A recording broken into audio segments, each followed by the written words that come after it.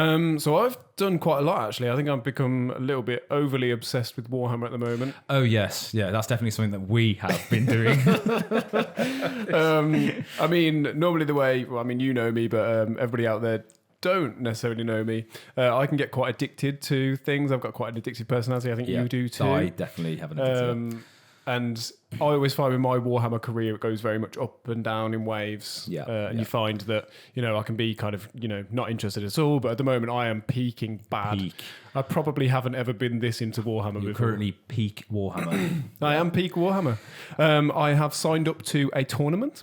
Yes, so you did send me this in a message, or somebody sent me some message today. You're getting ready for a tournament, aren't you? And that's in May, is that correct? Yeah, May. So we've actually got like a little countdown timer, which is quite nice. We've got like 100 and maybe 16 days, something like that. Yeah. But that'll be exciting. So we're going to do that. That's going to be a doubles tournament, me and Dave. Okay.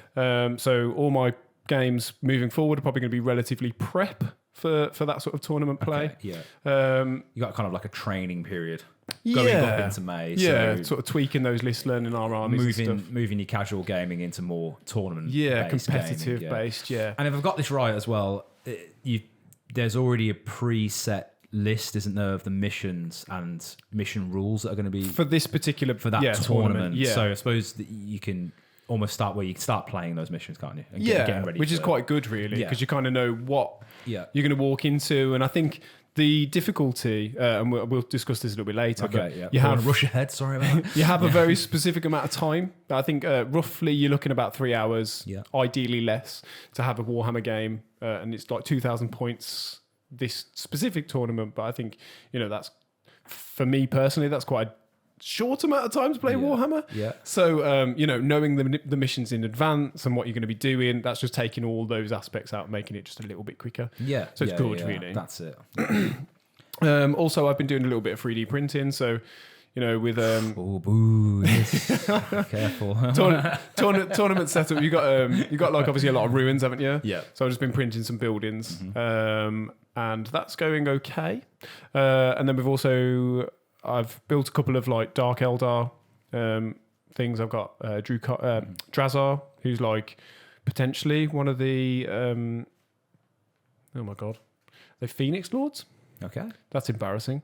I think it's Phoenix Lords, but of the Dark Eldar. So it's hypothetical. It's hinted at, but it's not necessarily that he is a Phoenix Lord, but it's quite likely he is. I only recently heard, I don't know much about Phoenix Lords, and I still don't, but I was listening little, tidbits of lore. I didn't realize that Phoenix Lords are actually quite rare. Oh yeah. And they're super powerful. Yeah. Real, like almost Primarch level powerful, you'd say. And they're essentially the Primarchs of the Eldar. Yeah. Yeah. And they're kind of perpetual. Yes, in a sense, in a weird way, they're kind of like a ball of souls. Yeah, so their souls kind of bind to their armor. Yeah. So their armor, when the next Exarch puts it on, basically meshes with all the previous Phoenix Lords, and they become, Jane Zar, or and they can kind of hear all the voices of all the past Jane Zars, and they can kind of guide together. Yeah, it's a bit weird. So Phoenix Lord's like many warriors. Essentially, kind of slowly more of them are coming together, and mesh together.